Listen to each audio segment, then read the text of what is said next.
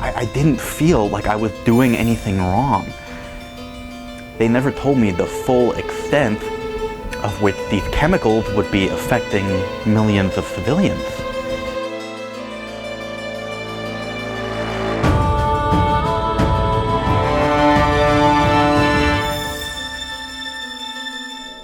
I'm Dr. Todd Swindlerwits. I'm a former CIA pilot and chemicals expert.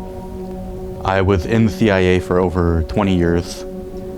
You won't be able to find any of my records now because the CIA erased all records of my career because I spoke out about what they were doing.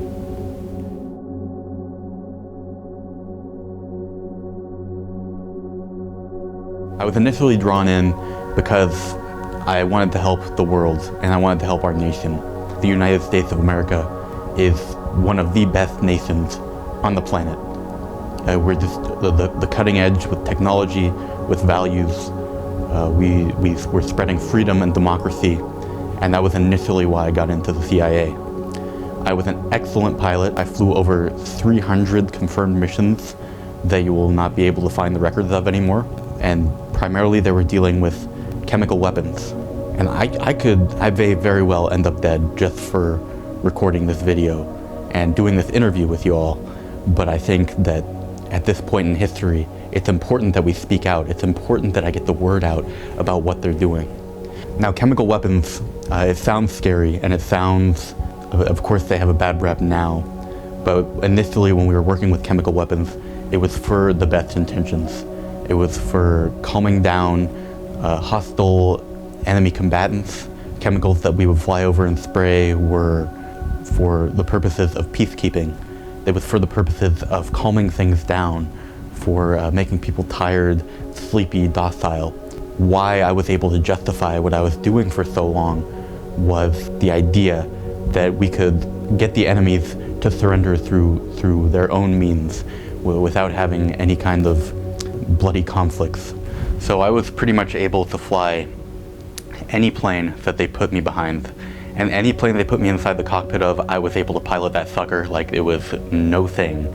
I would fly jets, I would fly cargo planes, I would fly propeller planes, I could remote fly drones. I guarantee they already are using drones to do the chemical weaponry that I was a part of. So let me show you the mark that we were all required to have as top secret CIA pilots. It was a mark kind of to unify us and show the brotherhood, and that we would be able to confirm with one another that we were indeed CIA pilots and not imposters.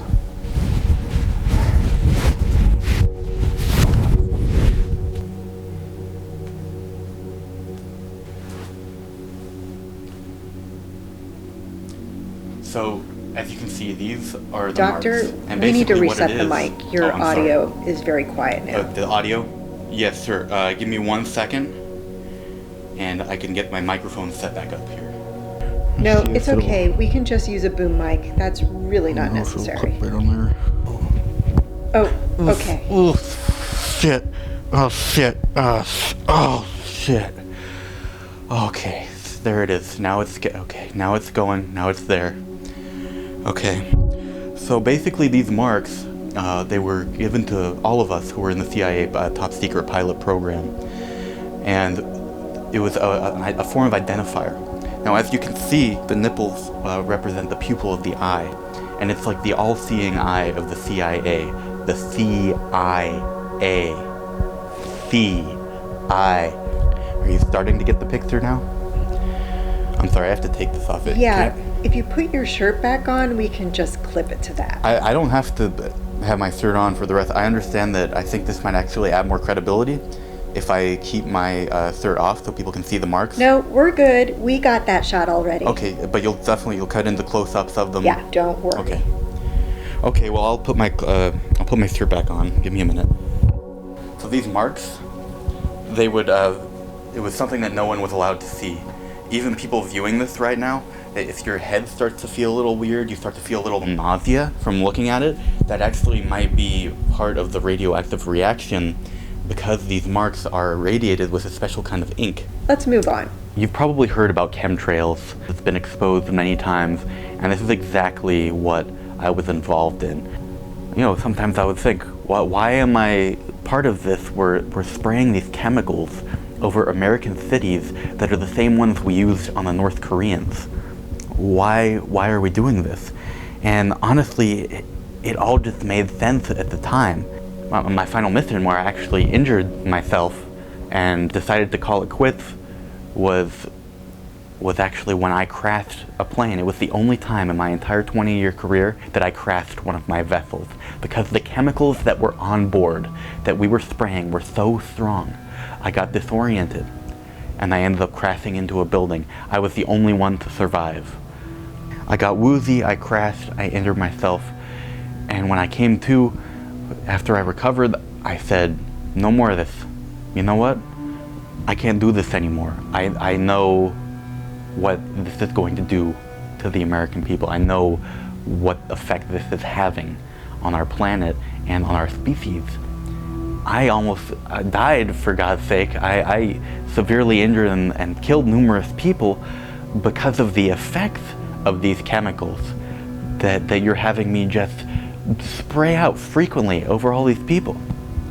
Because they saw how I felt about it, they made it very clear that if I was to speak about this, I would disappear, family members would disappear. I mean, things got serious. I was able to save a lot of my mission records, which I include in my new book that I'll be releasing later this year for $49.99. They don't want we the people to discuss this stuff and to rise up and to say, no more of this, no more of this. You're not going to be doing this anymore. Because everyone, I think every rational person who hears my story and who knows about this will stand up and would rise up. But of course they're going to paint me as a kook. They're going to say, oh, I'm just trying to sell a book. And yes, I am selling a book. It's going to be available later this year for a very low price of $49.99. It's going to have all the details in it. It's going to confirm everything that I'm telling you. Where do we go from here? Well, what are they using these chemicals for now is what you really want to know. I mean, I'm not a microbiologist or anything like that. I am a doctor and I am a chemicals expert. And I will say that this whole coronavirus thing is a little fishy, especially because we're all staying inside now, so no one's out there noticing. They've got, if you've gone outside during this quarantine at all, you've seen there's about 20 times as many contrails in the air. But I thought the airlines were going out of business. I thought people weren't flying, so why are there all these planes all of a sudden and all these contrails? Oh, it's very fascinating stuff. I don't have the answer, but I think that it's, you know, I think it's obvious. I think it speaks for itself what this coronavirus is, where it came from, that their operations are continuing. I have a whole couple of chapters that are dedicated to that in my book, which is you can get for the very low price of $49.99. It's going to be on my website later this year. There will be a link. The thing is, most of this information that I'm telling you, don't take my word for it.